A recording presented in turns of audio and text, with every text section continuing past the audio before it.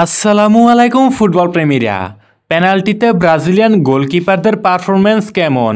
দীর্ঘদিন ধরে ব্রাজিল গোলবারের নিচে বিশ্বস্ত হাত খুঁজছে। অ্যালিসন বেকার, এডারসনরা দুর্দান্ত হলেও কেন যেন জাতীয় দলের ক্ষেত্রে আর পেরে ওঠে না।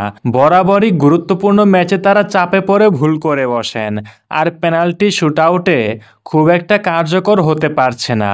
কিন্তু এই অভিযোগ কতটুকু সত্য, চলুন দেখে আসি। Alisson Becker.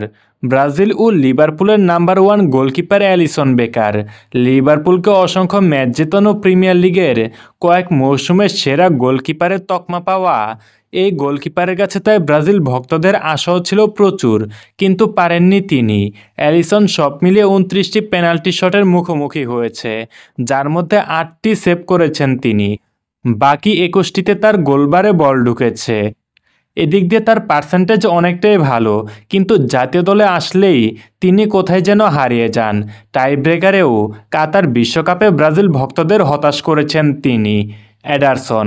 ব্রাজিলের আরেক সেরা গোলকিপার এডারসন এবং ম্যানচেস্টার সিটির গোলবারের দায়িত্ব সামলানো এডারসন দলটিকে বেশ কিছু বড় বড় শিরোপা জিতিয়েছেন তার এই হাতের কারুকার্যে, কিন্তু পেনাল্টিতে বেশ দুর্বল তিনি।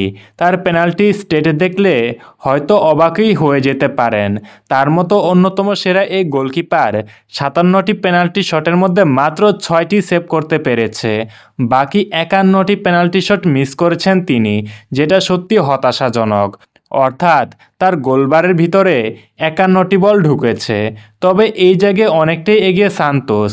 ব্রাজিলিয়ান এই তারকা 6টি পেনাল্টি সেভ করেছে, আর যা লক্ষ্যত রাখতে ব্যর্থ হয়েছে 33 বার। এছাড়া টাইব্রেকারেও বেশ সম্ভাবনাময় একজন গোলকিপার তিনি। এদিকে ব্রাজিলিয়ান আরেক সম্ভাবনাময় গোলকিপার বেন্তো সম্প্রতি সময়ে দুর্দান্ত ফর্মে আছেন। ব্রাজিলের পরবর্তী সময়ে গোলবার সামলানোর দায়িত্ব তার হাতেই উঠতে যাচ্ছে। তবে বড় ধরনের কোনো অভিজ্ঞতা না থাকায় ব্রাজিলের তৃতীয় পছন্দের গোলকিপার হিসেবে থাকতে হচ্ছে তাকে। আপনাদের কি মনে হয় বর্তমানে পেনাল্টিতে ব্রাজিলের সেরা গোলকিপার কে? জানিয়ে দিতে ভুলবেন না। এছাড়া যারা এখনও আমাদের চ্যানেলটি সাবস্ক্রাইব করেননি, এখনই সাবস্ক্রাইব করে বেল আইকনটি বাজিয়ে দিন।